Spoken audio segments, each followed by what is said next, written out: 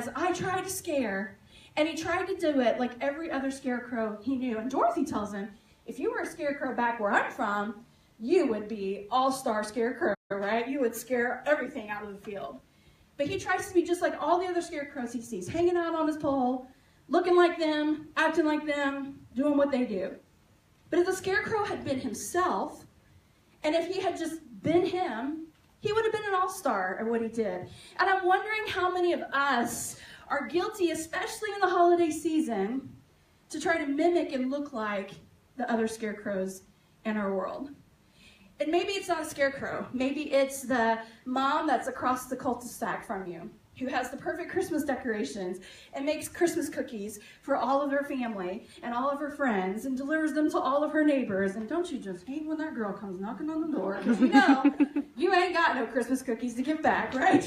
And so, you know, you've got those kind of women. And then you've got the perfect mommy who just, her kids look like angelic little beings that walk alongside of her through the mall. And they always are perfectly dressed and act perfectly. And she's got perfectly coiffed hair and lipstick that doesn't budge because she's discovered lip sense. And she looks amazing. And you're like in your fuzzy pajama pants just praying for dinner, right? I mean, like, it's just, you can't measure up. Or maybe it's the gal at work, or it's the gal who owns the business next to you, or the person who sits in the pew in front of you at church.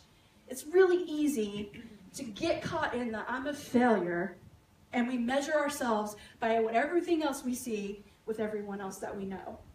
This time of year, it's really easy to do that. It's easy to do that all year long.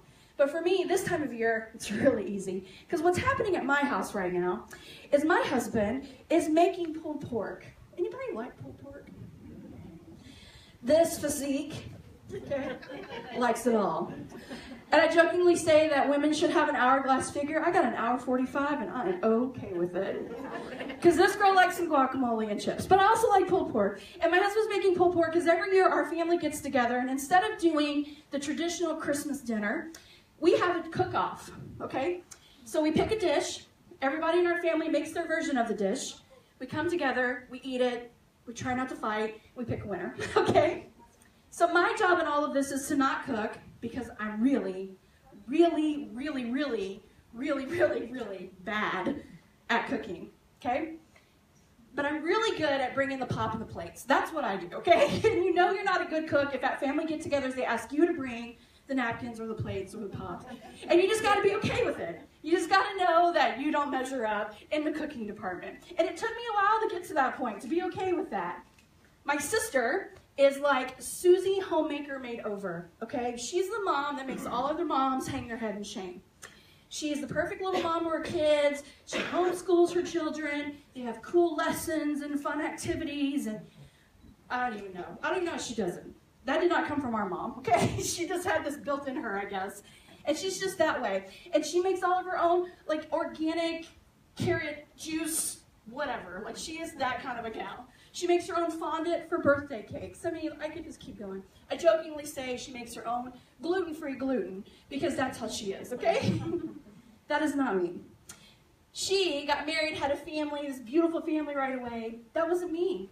And I went years looking at her, trying to be her, trying to be like her, trying to have a family like her, trying to have a lifestyle like her. And that's not how I was wired. I hung on my proverbial pole, trying to be everything she was and everything my mom was, and it wasn't me. It wasn't how I was wired, and it was miserable living that way. Until one day I realized that life could be a whole lot more fun if I stopped looking at what they are, and I got to be just Christie and what Christie is. Because Christie is this goofy creature you see in front of you who always is joking and having fun and likes to write and pop online and do fun videos. No one else in my family does that. They all think I am halfway to crazy because that's what I choose to do with my time. I tell my mom, Mom, I'm working on the next book. That is so cute that you are writing books. She just doesn't get it. Supportive, but doesn't quite get it. So, you know, we're all a little different, and we can't be caught in the measure and compete and the daring to compare, because we feel like failures when we don't get to be like them. And let me tell you, we are never going to be like them. We aren't built or geared to be like them. You are not wired to be like the woman next to you, and she's not wired to be like you sitting next to her. Because if two of you are here, one of you ain't needed. I don't want to be at 86th out. I got a purpose. I have a reason to be here. But it only gets to shine and only gets to be used and valued when it's rare. The rarest jewels are rare and valuable because there's only one or two of them. And in most cases, there is only one of them. And that's what makes it so special. And that's what makes us so special. And the Scarecrow had to go all the way to the Emerald City to find out. He already had everything he needed. He already had a brain. He wasn't a failure. He had great plans. But he had to learn how to be himself and not like all the other scarecrows in the field.